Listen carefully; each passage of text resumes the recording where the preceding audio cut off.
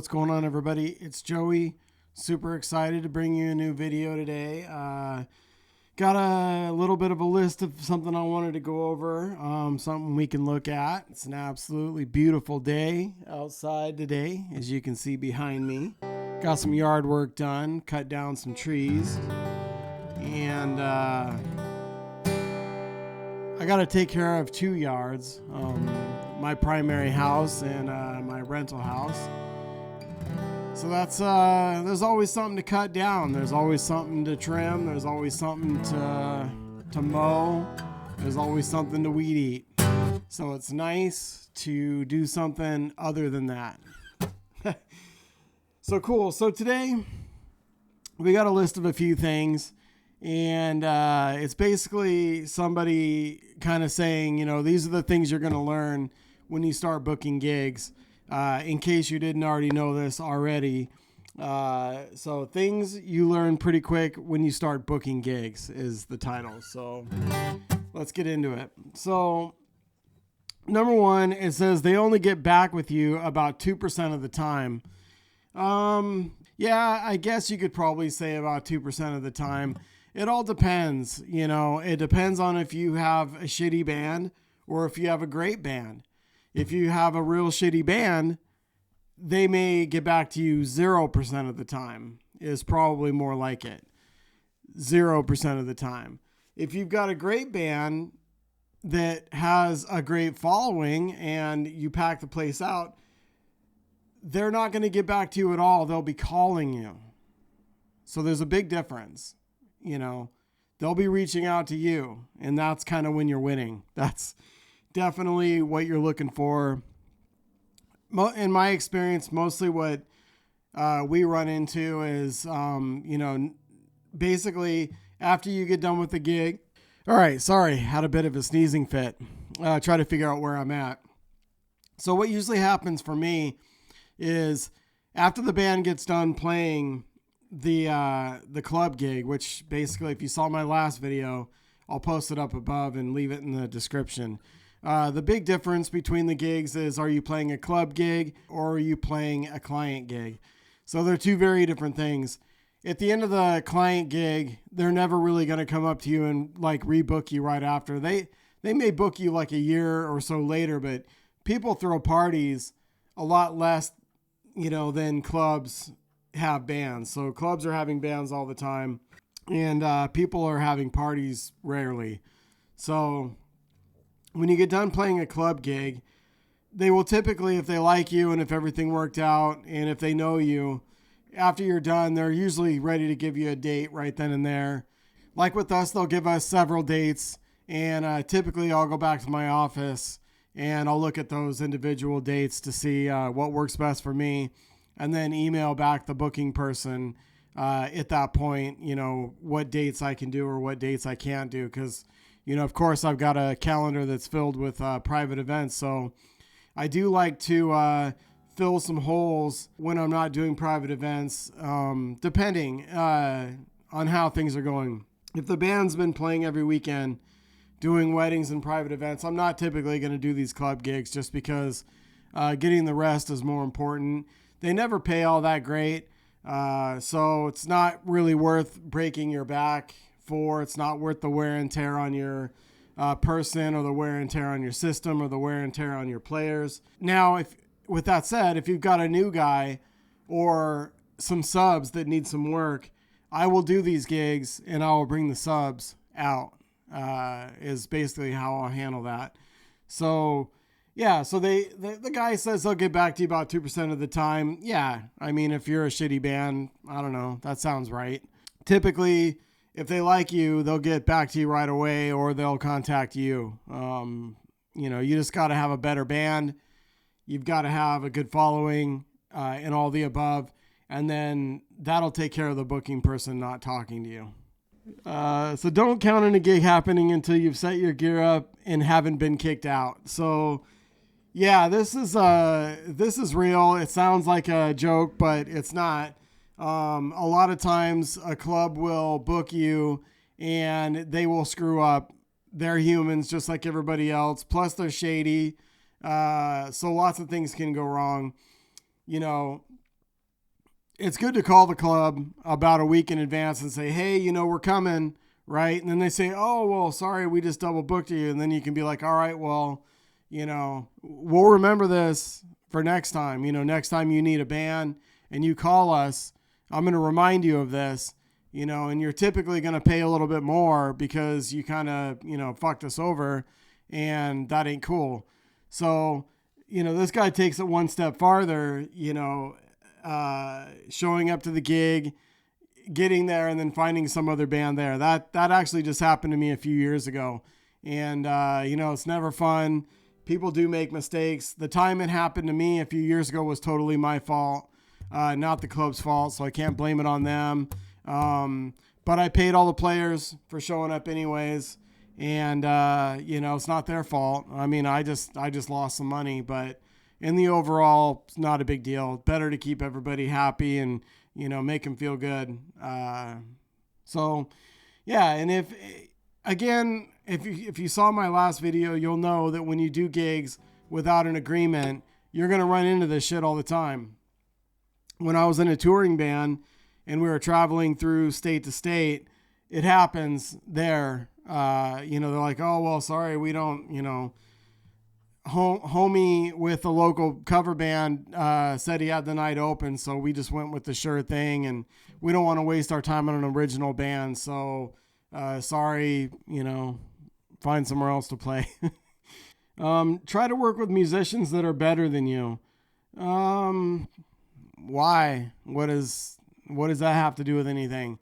I mean, everybody, it's not whether you're the greatest musician on earth, or it's not whether you're Steve Vai, or whether you're Freddie Mercury, or whether you're all these things. If you're a competent person and, you can get the job done, and you've subbed and you've, worked with me in the past, or, you're one of my regular players, it doesn't matter if so-and-so is better than me, or if I'm better than so-and-so, or if I can do this or if he can do that. That's stupid, really. Bring more equipment than you think you'll need, but not more than anyone would ever need. This kind of hits home with me. I take a lot of gear to the gig. I have a lot of backups. I have backups for backups because I'm doing high pressure gigs. I have to travel with my own PA. Of course, I've got to travel with 2 guitars in case one of them gives me a problem. I have to, head out with the guitar amp plus some kind of backup option in case my amp fails. We have a bass amp plus what's the backup for the bass amp if that fails. We have wedge monitors, we have mains, we have mics, we have wireless. Plus, sometimes at weddings, I have to set up in 2 different spots, which is a whole other, story for another day. I have to take out a shitload of equipment. I got a decent sized van. So, I agree with this. Bring more equipment than you think you'll need, but not more than anyone would ever need. I don't really need the second part of that statement, but the first part definitely resonates with me. And I hate bringing backups, and you rarely ever need them, but when you do need them, it's usually a crisis. So louder isn't better is the next thing this gentleman wants to bring attention to. No, louder isn't better. And, but that's not to say that, you start out the night playing, mellower songs, maybe playing some 70s, some Billie Jean, some, Let's Groove Tonight, Best of My Love, more funk stuff, that's, it's not, quite as rockin', but that's not really what you want to be doing the first part of the night. You don't want to come out and rip everybody's face off like from the first song. People aren't ready for that. They gotta lather up a little bit, get them drinking, get them a little bit buzzed, all those kinds of things. And as the night goes on, when you play like 3 sets, no set is quieter than the previous one. So the first one's going to be the quietest. Second one, you're going to start ramping people up, going to start getting more, rocking, more distortion, more yelling, that kind of thing. And then the third set of the night, you're going to be loud, and it's going to be a full on rock show. You're going to be basically like, set phasers to blast, to quote Star Trek there for a second. So yeah, it's the progression. You're never going to end with your quietest stuff, and you're never going to begin with your loudest stuff. I mean, use common sense. That's pretty easy. Learn the basics of gain structure and how sound waves travel and bounce. Yeah, I mean, gain structure, it's like basically just get it set to a point where it's not in the red, for gain structure. And, understand how sound waves travel and bounce. Yeah, that's true. If you're in a room with a lot of smooth walls, or if you're, playing in like a metal room, or lots of windows and stuff, you're going to have a lot of trouble. If you're playing in a room where there's lots of curtains and sound dampening stuff, then you're going to be in better shape. So you want to account for that. Obviously, if you're playing in a room that's very bouncy, you'll know right away, you need to trim down the reverb quite a bit if you're using it. Run everything pretty dry.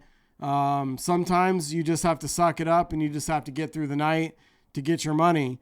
I would say that playing in rooms that sound terrible is a real problem. It's a real problem. Something that's a nightmare for musicians. And it's better if there's a lot of people out on the dance floor, because then it's bouncing off of them, which is a lot better. But yeah, that is a nightmare. Understand how that works and how to compensate for it. Sometimes you can't compensate for it, which is tough. Never down talk another musician or venue. Totally agree. Don't make a bad name for yourself. Don't get into fights with other people. A lot of this can be cut out by having a no drinking policy, which I have. So nobody's, getting drunk or wasted and, having too good of a time, and starting shit with other people. The venue will remember. Other bands will remember. Just be a good person, man. I mean, you don't got to be an ass. Don't play music, put on a show. Well, to put on a show, you got to play music. So I don't understand the first part of that, but I'm not going to get nitpicky. What this person's saying is, don't just sit there and just, stare at your guitar and play music, put on a show, entertain people, which I totally agree. Very important for my kind of band, because, we're a party events band. So people are looking at us for energy. They're looking at us to feed off of us. They're expecting us to take the party to the next level. So yeah, I do agree with that. Applause, although wonderful, should never be expected. Yeah, I mean, that's right. Just do good. Sometimes you could do the best you could possibly do, and it may not resonate with the people that are there. That's definitely something that could happen. Respect everyone. Wait staff, owners, musicians, and patrons. Yes, yes, yes. You don't even have to say wait staff, owners, musicians, and patrons. Just be a good person. Respect everybody and be kind. There's nothing, there's nothing to it. That's about all I got to say on that. Every show is a gift. Yeah, I mean, I guess I do this for a living. It's every gig to me is a gift, while at the same time it's a means to my accomplishing my goals, in life. Every gig is, money that's going to go that much further towards a goal that I'm trying to accomplish, whatever I'm trying to do. I would say, instead of saying every show is a gift, I would say, every show is a little bit closer to freedom, because making money equates to freedom for me. I am, the more money you make in life, the more free you are, the more you can, kind of live life on your own terms, which to me, that's important. I really want to be free, and I really want to do whatever I want. If I want to stay home and watch baseball and play video games all day, I do it, and nobody can say shit to me about it. Every show is a chance to achieve more freedom for me. So that's pretty much it. That's what I got for you today. And thanks for hanging out with me.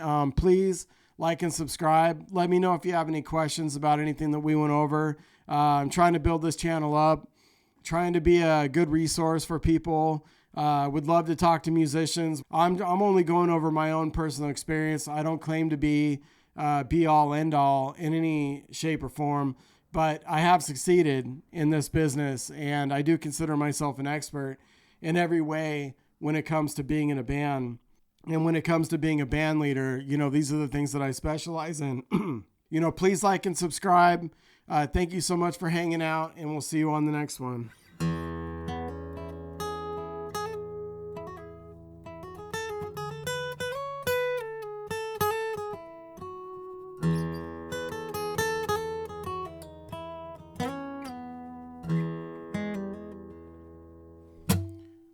Take care.